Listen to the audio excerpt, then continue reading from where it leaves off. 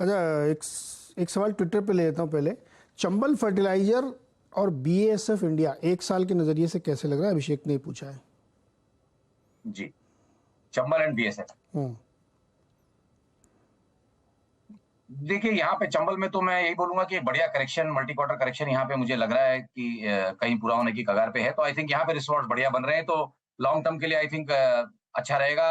Around 270 280 के levels, अभी तो थोड़ा ऊपर है, बट 270 280 के लेवल्स के आसपास रिसोर्स बढ़िया है।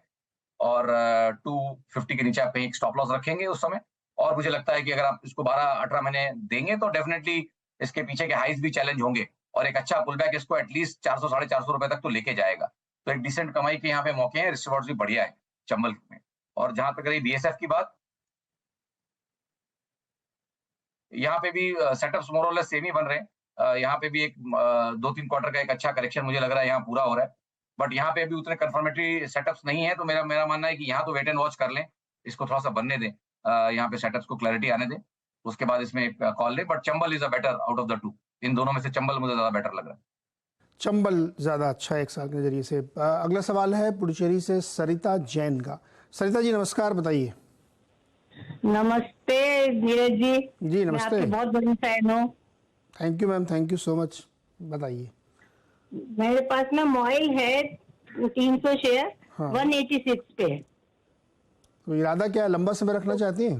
हाँ, लंबा समय रखना चाहिए क्या, ये भी जानना चाहती हूँ मैं कि इसको लंबा समय रखना चाहिए क्या, क्या इसे भी एवरेज कर सकती हूँ, ये सब मुझे जानकारी चाहिए थी आपसे। जी सरवेन जी, छोटे छोटे 2-3 सवाल हैं। एक तो ये कि मोबाइल इन्होंने 300 रखे हैं 186 पे, तो और अभी चल रहा है 160 के आसपास, तो लंबे समय के लिए रखना चाहिए कि नहीं? पहला, अगर रखना चाहिए तो क्या इसको और खरीद लें, एवरेज कर लें यहाँ पे? देखिए लंबे समय तक तो डेफिनेटली रखना चाहिए, बट जब आज ये मुझसे सवाल पूछ रही है उस समय इसके जो पैटर्न्स बन रहे हैं वो क्लियरली अभी रिजॉल्व नहीं है। तो अगर ब्रेकआउट्स आ जाए तो डेफिनेटली उस समय ऐड करने की कोशिश करनी चाहिए। या तो मेरा मानना है कि अगर इनको ऐड ही करना है तो वेट करें थोड़ा पेशेंस से, और मेरे हिसाब से इसकी जो सेफ रेंज ऐड करने की है वो तकरीबन 130 से 140 के आसपास है। अगर उस एरियाज में जाता है तो मे भी थोड़ा एवरेज कर सकती हैं, बट जब तक वो नहीं होता तब तक करंट पोजीशन पे मेरे ख्याल से खड़े रहना चाहिए। तो मतलब इसको लंबे समय के लिए होल्ड किया जा सकता है, लेकिन अगर आपको एवरेज करना है तो 20-30 रुपए और नीचे आए तब एवरेज करिए। जी सत्या जी, फिर आप इसको रखे रहिए, कोई दिक्कत नहीं है, लेकिन एवरेज तब करिए जब थोड़ा या और नीचे है। अच्छा मान लीजिए यहाँ से ऊपर जाना शुरू करे तब एवरेज करें क्या? देखिए अगर उस केस में तो फिर इनको या तो समय रिवॉर्ड्स थोड़े उतने बढ़िया नहीं रह जाएंगे, बट अगर ये पैटर्न का ब्रेकआउट हो जाता है तकरीबन 175 के ऊपर, उस समय डेफिनेटली इसमें मोमेंटम ट्रैक्शन आएगा।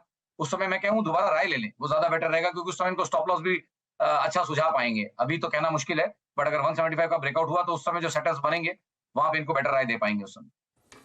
ओके, तो सरिता जी आप वेट करिए इस पे, इसी लेवल पे नीचे जाए तो ऐड करिए, अदरवाइज 175 जाए तो हम लोग से फिर आप एक बार सवाल लीजिएगा, तो आपको बेटर स्टॉप लॉस के साथ ऐड करने की सलाह हम लोग दे पाएंगे। Thank you sir. जी थैंक यू मैम। अगला सवाल है जनार्दन सिंह का, हमारे साथ जुड़ रहे हैं। जनार्दन जी बताइए क्या सवाल है आपका? जी मेरे पास पारस डिफेंस एंड स्पेस टेक्नोलॉजी का 200 शेयर है। 566 का खरीदी है। इसे 1 से 1.5 साल का व्यू है मेरा। ओके सरवन जी, 1 से 1.5 साल का नजरिया पारस डिफेंस 566 की बाइंग। नहीं सर, 1-1.5 साल का नजरिया तो ये मांग रहे हैं, बट इसके चार्ट ही मुश्किल से 1.5-2 साल के बने हैं, तो उस पे 1-1.5 साल के चार्ट पे 1-1.5 साल का नजरिया नहीं दे पाऊंगा। शॉर्ट टर्म देता हूं इनको 1 से 3 महीने के लिए। स्टॉक को अच्छे सपोर्ट्स हैं तकरीबन 480-500 के रेंज में, और मुझे लगता नहीं कि वो रेंज टूटेगी, तो एक अच्छे सपोर्ट एरियाज के ऊपर कहीं पे कंसोलिडेट हो रहा है, और ब्रेकआउट में मुझे लगता है कि कहीं 570-580 के लेवल्स यहाँ पे आ जाएंगे 1 से 3 महीने में। तो आई थिंक प्योरली फ्रॉम एक शॉर्ट टर्म एंगल से 480-500 के सपोर्ट्स और 580 के टारगेट्स। शॉर्ट टर्म के लिए 1 से 3 महीने के लिए 580 के टारगेट अचीव हो सकते हैं पारस डिफेंस में, लेकिन स्टॉप लॉस ध्यान रखिएगा। सरविंद जी, एक और डिफेंस की कंपनी है बिरेश्वर का जानना है, हिंदुस्तान एरोनॉटिक्स का 3100 स्ट्राइक प्राइस, कॉल ऑप्शन है 35 रुपए की। जानना चाहते हैं कि 80-90 रुपए होगा ये? देखिए दिन कम है, लेकिन अभी थोड़ा आउट ऑफ द मनी है ये, बट दिन जो है इसमें है, तो मेरे हिसाब से मान के चलूं 2 हफ्ते, तो 2 हफ्ते में डेफिनेटली उस एरियाज में पहुंचेगा, पहुंच सकता है उन एरियाज में। बहुत ज्यादा इन द मनी कितना जा पाएगा, उनके कितने पैसे बनेंगे वो देखना पड़ेगा, बट डेफिनेटली उन एरियाज का 3125 के आसपास के टारगेट्स मुझे लगता है कि एक हफ्ता 10 दिन में यहाँ पहुंच सकता है। तो इन द मनी तो हो जाएंगे, बट एग्जैक्ट ऑप्शन का प्राइस उस समय क्या होगा ये तो उस समय देखना पड़ेगा। ओके सर्वेंद्र, एक और सवाल ले लेते हैं। जी। राजेश गुप्ता जी लखनऊ से जुड़ रहे हैं। राजेश जी बताइए क्या सवाल है। हाँ नमस्कार नीरज जी। जी मेरे नमस्कार। पास IDFC फर्स्ट बैंक है 53,000, ओके, ये 65 रुपए में खरीदे हैं, तो इसका सर फ्यूचर क्या है?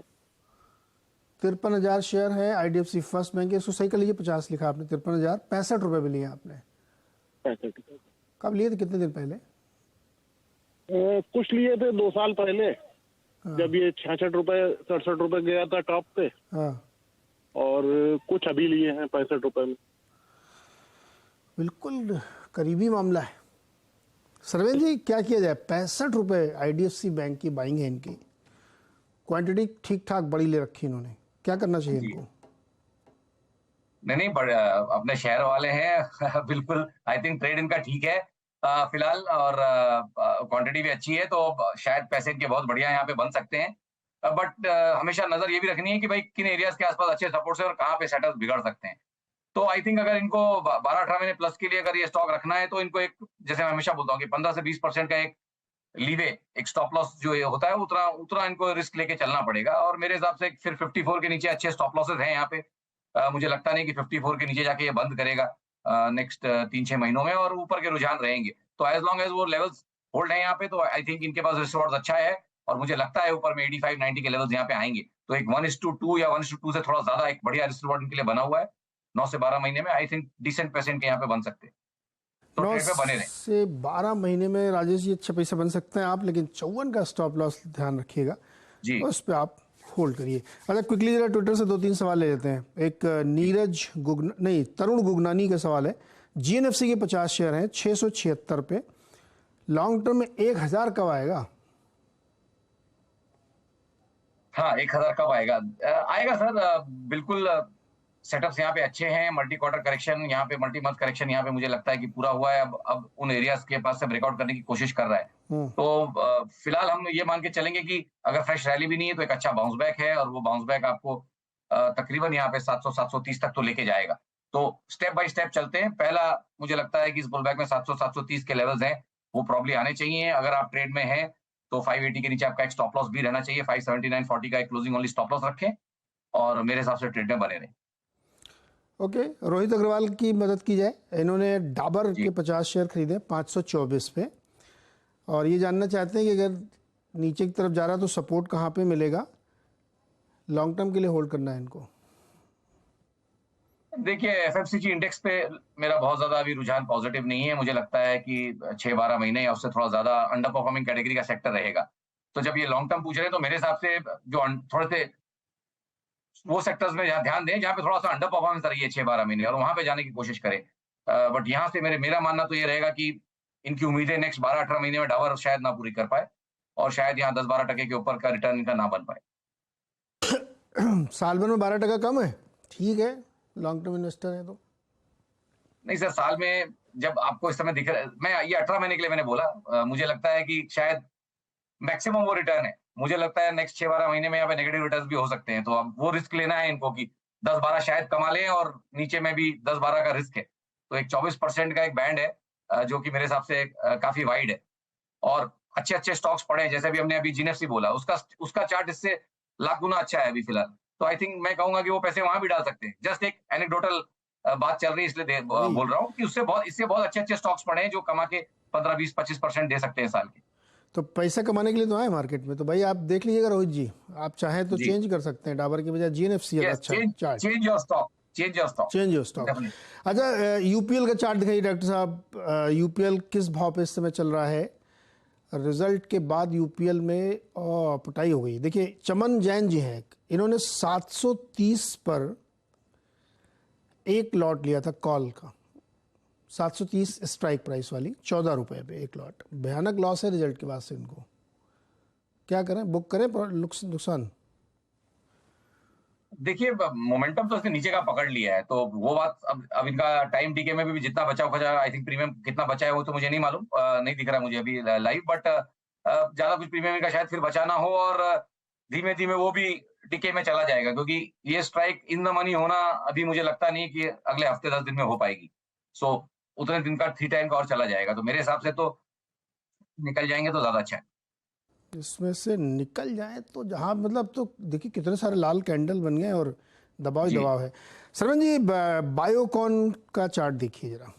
जी इसने 198 का लो बनाया, उस समय किसी एक फंड ने बड़ी बिकवाली की, उसने एग्जिट लिया और जी। वहां से आप देखिए आप कितना 25% का रिटर्न। जी। अब क्या लगता है यहाँ से आगे क्या होगा?